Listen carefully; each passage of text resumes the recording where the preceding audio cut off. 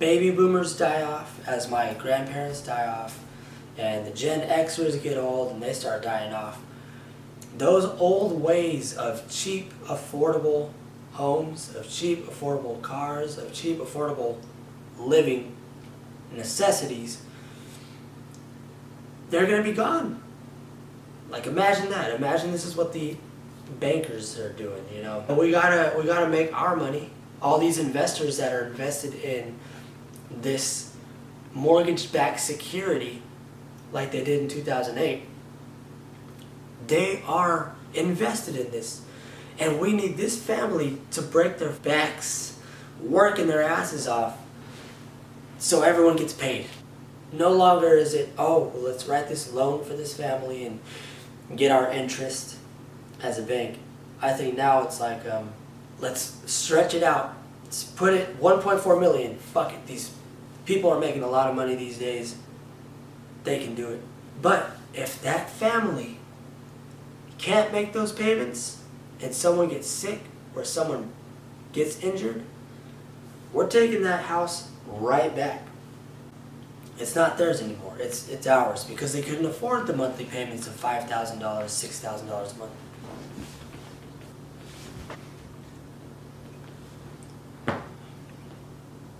Whoa! Damn it! Son of a... No! I believe that banking institutions are more dangerous to our liberties than standing armies. If the American people ever allow private banks to control the issue of their currency, first by inflation, then by deflation, the banks and corporations that will grow up around the banks will deprive the people of all property until their children wake up homeless on the continent their fathers conquered. Thomas Jefferson, 1802. So, story number one. My grandfather, from my dad's side, bought a house in San Jose, California for around $84,000. Late 70s, he said he was making about $7 an hour. I think he was the only one working. Was able to sell that house for a nice chunk of change, and he got the hell out of California. Story number two, my grandmother from my mom's side bought a house 5 minutes away in San Jose, California in the mid-1980s for about $200,000, $240,000, I don't remember. So it went up a little bit, right? House prices went up a little bit. But this house was bigger. It was a little newer. And she got it for like $240,000, let's say. Well, she sold that house too and got a little nice chunk of change. And she left the area, but she's still in California. So I'm saying all this to just kind of give a example of how where I live, San Jose, California, Santa Clara, the Bay Area, the South Bay, used to be, and how it is now. And a lot of these houses are still the same. They still look the same. Nothing crazy has been changed. And they're estimated at $1.4 million for these same exact houses.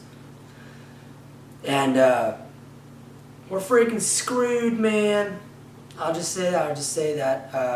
Freaking screwed. And it's funny because, you know, you think about it and you're like, are these houses really worth over $1 million? And it's like, I don't think so. I really don't think so. But what I do believe, and this may be crazy, but I am crazy, and what I do believe is that, like the quote says, once you let these banks control everything, you're pretty much screwed, because they're going to issue money They're gonna create money and borrow it from the Federal Reserve. They're gonna borrow as much money as they can, to the point where there's so much money out there that is almost worthless.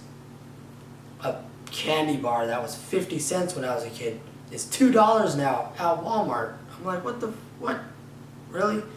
A bottle of water, like $2 at a vending machine, and then a bottle of water at a concert is like $14. I think what happens is that the banks and whoever else will give you money, they want to loan it to you at the highest amount they can, to where you're just going to make it to where you're not going to default.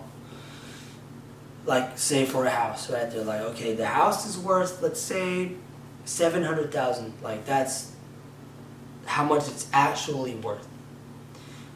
But we're going to write this loan out to this family for $1.4 million, because they can't really afford it, but they're going to have to.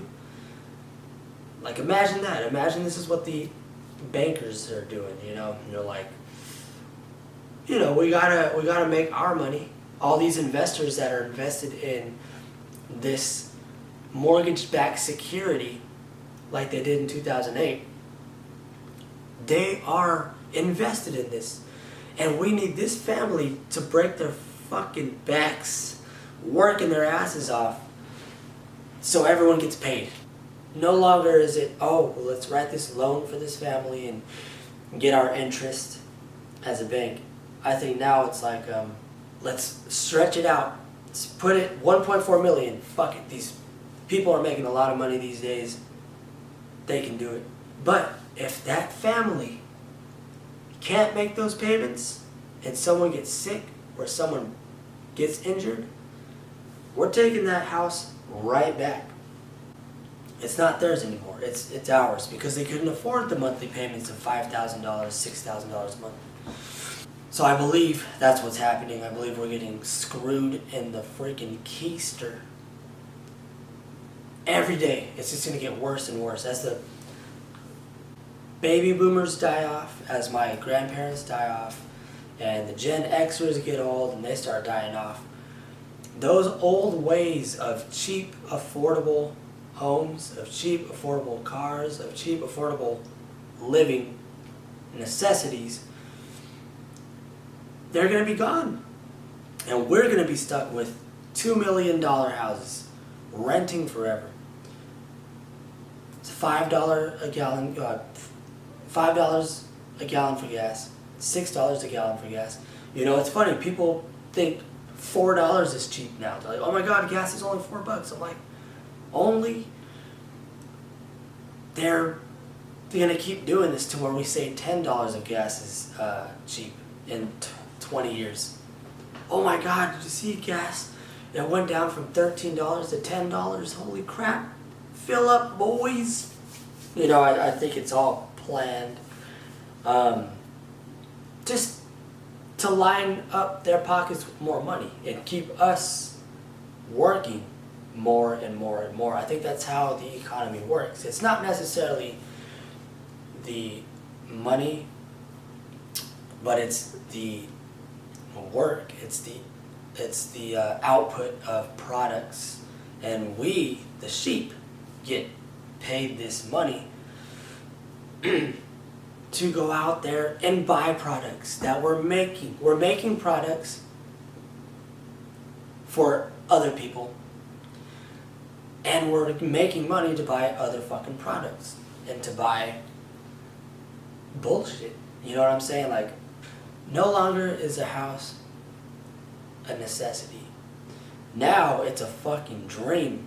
Like, oh yeah, that house over there, back in the day. Oh yeah, I want that one.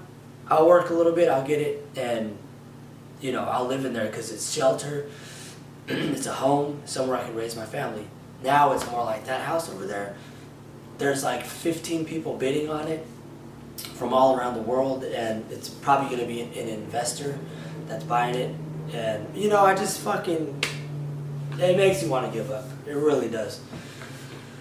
It really makes you just sit back and go like, it's out of my fucking control now. It's really out of our control. So I was saying, the baby boomers and the Gen Xers and those people, like my grandparents that lived the American dream and were able to just kind of get stuff that they wanted, work hard for it, and sell those things at a profit and live comfortably.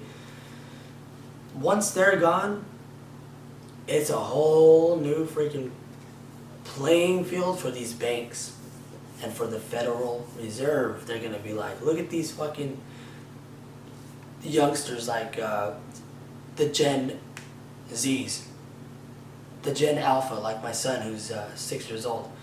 They're gonna be like, they are so far removed from how America used to be that they're gonna be easy to manipulate in this new economy, which is work your ass off.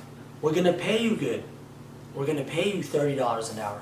But the money is so worthless that you're gonna work for that $30 an hour, but you'll never really be able to buy anything else except for Amazon products, gas for your car that you're gonna probably have to lease, or have a subscription to drive. Everything's gonna be a monthly subscription. Houses, you're gonna have to live with like 10 people if you want to live in a house, or just live in apartments or tiny homes or wherever the fuck they're gonna keep pushing us into. I know people that are, I know like 5 people that are going to be inheriting houses from their parents or grandparents, and in really good areas too, and I'm just like, damn. Well, shit. You got it made, man.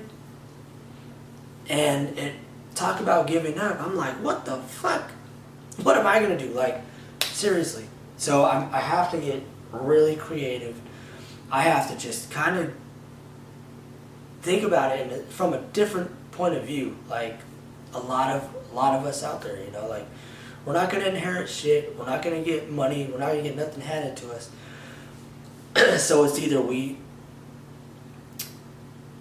stay content, which sometimes it's the only thing you can do. Get creative. Give up on a lot of shit. Or fucking work your ass off at 3 jobs to be able to finally feel like how the baby boomers did, where you can work and have your necessities and have things and be comfortable and kind of take a vacation here and there. Like, yeah. And that's, imagine you work 2 jobs and your girlfriend works 2 jobs, or your wife, and you do YouTube or some shit. Like, that's what it's coming down to.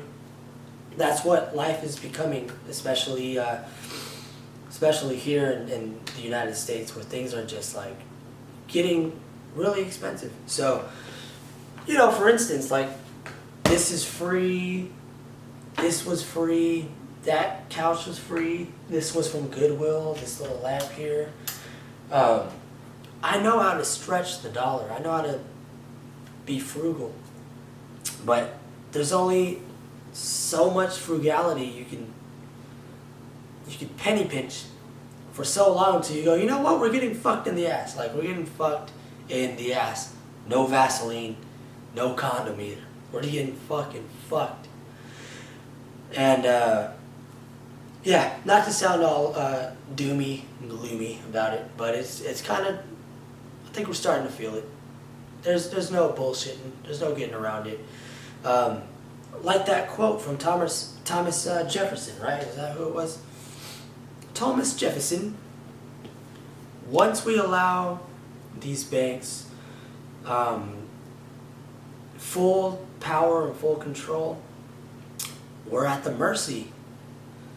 We're at the mercy to them. And I think that's why houses are $2 million fucking dollars. That's why I think cars are $60,000 to $100,000. That's why I think car insurance keeps going up. That's why I think health insurance keeps going up. That's why I think we have to work 2 jobs, 3 jobs, have side gigs, do all this shit just so we can maintain, unless you're lucky, unless you are someone that inherits a house, or unless you're someone that inherits money or has family that has a house where you can stay with them. You know, it's just something to think about, something that I've been thinking about a lot, and how I believe in the next 10, 15, 20, 30 years, these banks are going to be out of fucking control. And we're going to have a subscription to everything. We're going to have to pay more for everything. But it's all good because we'll be making a little bit more, but you'll be paying a lot more. So money is I see through it. It's a fucking facade. It's not the money necessarily, it's just a tool. Money's a tool for you and I to use. What they really want and how this economy works is production, products. I work, I get numbers on a screen. Like, I don't even get cash anymore. It's just, you know, at the job I was at, you work, payday, you check your bank account online on your phone, and you're, oh shit, I got paid, cool. Let me buy some stuff. Didn't even have to touch cash. It was just all through the phone, or all card. So money is almost not even real anymore. What is real is the shit that you make for your company, and the stuff you deliver for your company, and the stuff that they deliver to people and they pay for. So the money is the middleman. The real wealth is in the economy and the way it works, and the products. Like, it's all a big ass scam. It's a big pyramid scheme. I know I sound like a lunatic. That's because I am a lunatic. See? I am a lunatic. We're getting screwed. It's crazy. And if this is not because I'm losing my job. That's not why I'm making these videos now. I have been thinking about this stuff. I've always thought about stuff like this since I was a kid.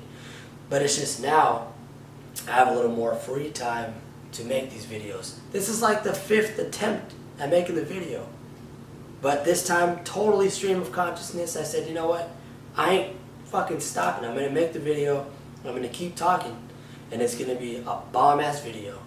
And you're going to like it. And you're going to like and subscribe. I'm just kidding. No, you can relate. I believe you can relate. I know a lot of people are feeling how I do. You see it all over TikTok. You see it all over Instagram. People are fucking hurting, and, you know, save your money. Save your money. I know I say it's worthless, but hey, I'd rather have 5,000 worthless dollars than one worthless dollar, because at least it'll get you something. You could buy food. You could buy a fucking travel trailer and live in that. So whatever. That's what it's coming down to. Thank you all so much. It felt good to get that off my fucking chest. Like I said, I attempted to make this video like 5 times, and I got fed up with myself, and I said, put it out there. Fucking don't be scared. Say it. Peace.